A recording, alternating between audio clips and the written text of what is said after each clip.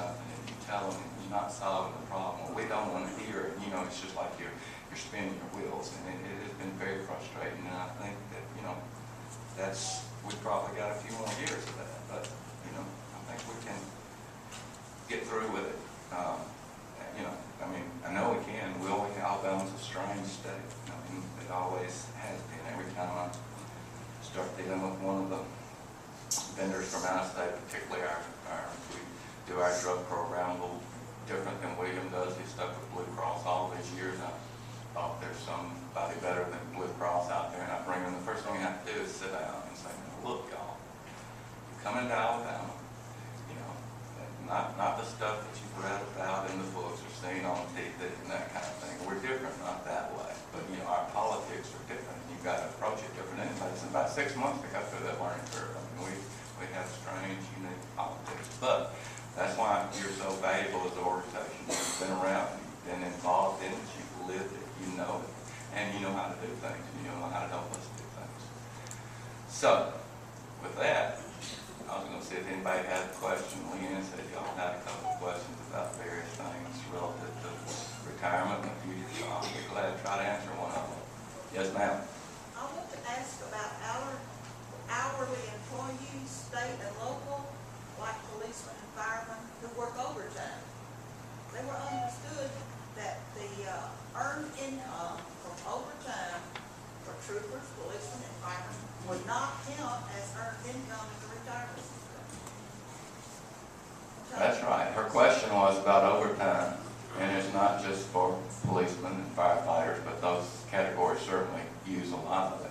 That was something that, as the retirement system, we were just affected by, just like these guys were.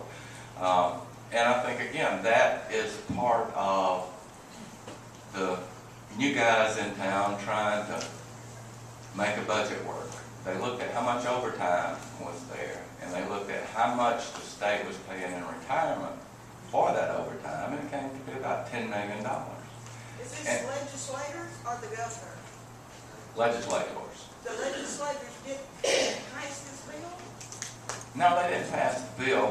One of the legislators came over and talked to me about it. That's what they were trying to do when they were looking at the budget and figuring how can we scrape up every dollar available. You know, they identified overtime. They went to the personnel department. They quantified that overtime as $10 million. They said they needed that $10 million. They came to me and said, you know, why don't you quit taking that out? And I said, you know, I can't. Our board we're the one that put the rule in that said overtime is regular compensation. So the finance director, the other comptroller, at the direction of a certain group of legislators, and the finance director asked the Attorney General for an opinion. And the Attorney General said, this is not compensation. The retirement law actually says that your earnable compensation is what you're paid for the full, normal working time. And what we ruled, or our board back, and this is right after I came to work in the late 70s, and it's ironic because at that time overtime was not included. And the finance director and the public safety director then came over and said, you know, overtime is a component of their regular compensation. When there is a wreck on the interstate at 12 o'clock at night, it's part of that trooper's duty to get in his car and go out there and work that wreck. When there's a forest fire, it doesn't matter what time, if it's Saturday, Sunday, 10 o'clock, the Forestry Commission has to send employees. That is their regular duty. So we adopted a rule that says, you know, overtime for, and you know, you can make arguments that there's other categories, but you just got to treat that. But for that reason, we said it's part of the normal compensation. Well, the Attorney General ruled that it's not. He told the comptroller makes that deduction. He stopped. I'm not doing anything different. I'm taking money from the comptroller and deriving a salary for it, just like I used to. The difference is now there's going to be no overtime in that money. And the law that sets up the retirement system that lets the local units come in says very clearly that whatever applies to the state, those same rules and regulations apply to the local units. So that opinion from the Attorney General to the comptroller has affected all the state employees. Comptrollers just stopped doing it, and then we have to now impose that same procedure on the local units.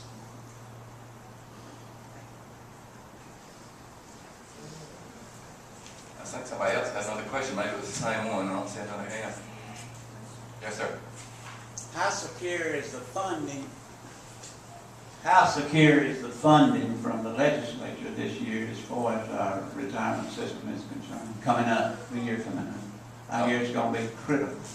Well, it's always critical. And that's one thing, we have always said, and it has always been true, even this year, that as long as the legislature makes the required contribution to the system's in good shape. And we're still looking out over that 30-year period. We might be 70% funded, but if they make the required contribution this year, we'll get back where we want to be. For the really first time, I guess, this year, they told us that we're not going to make that required contribution. It was 12 and, some odd percent that was calculated. They said, but we're going to do 10%. And I'm going, you don't want to do that. I know you do, but you don't understand all the ramifications. First, your bond rate is going to go to hell. You drop down. You don't want to go there, trust me. That's okay. Well, we'll make some changes then in the law so that we can get that down to 10%. So, we still made the annual required contribution. But to make that, we had to wipe out the drop program. We had to increase the members' contributions from, 5 to 7.5% to regular employees, and the judges, I think, 8%. And they didn't do the state policemen. They're still at 10%, just like they used to be, because they lost their nerve. And when you told them, you're asking for trouble. You treat everybody the same. If you go up 50% on one, you go up 50% on everybody.